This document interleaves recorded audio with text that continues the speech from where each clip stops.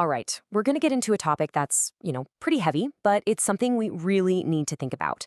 We're going to explore what a modern global conflict could look like. A fire that, if it ever starts, might just be impossible for anyone to escape. Okay, let's get into it. So, right off the bat, this is the single most important idea to wrap your head around. If a World War III happens, it's not a war of borders, it's a war of survival. That one sentence, it changes everything about how we have to look at this.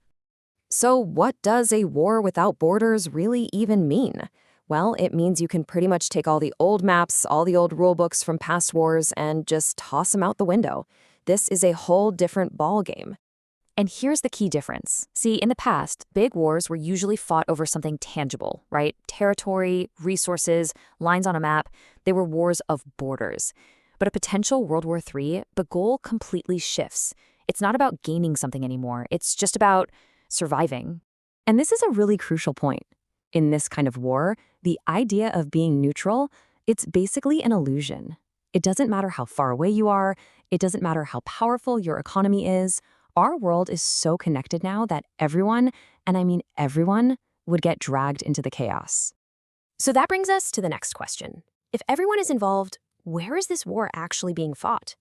Well, the battlefield isn't what you think it is. The front lines aren't in some distant trench anymore.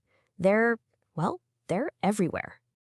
And here's a look at the arsenal for this new battlefield. First, you've got the one we all know and fear. Nuclear weapons. Just unimaginable destruction. Then you've got the invisible weapons, cyber attacks, that could shut down a country's power grid, its banks, its communications, all without firing a single bullet.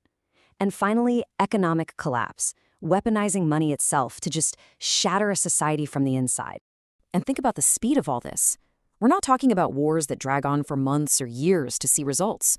We're talking about minutes. The ability to destroy things on a massive scale is faster than anything we've ever seen. A city, a life, your entire future. It could all be gone or changed forever in the blink of an eye. So how does it even get to that point? How does one little spark in some corner of the world turn into a blaze that just consumes the entire planet?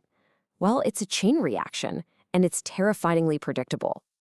You can see the dominoes lined up right here. It all starts small, a crisis in one region, but then, because of this massive tangled web of alliances and treaties, other countries are forced to pick sides and jump in. Suddenly, the conflict explodes, it spreads across continents, and before you know it, it's a full-blown global catastrophe. There's just no firebreak to stop it. Okay, so we've talked about the big picture strategy, the weapons, the politics, but let's zoom in a bit, because the real story of a war like this isn't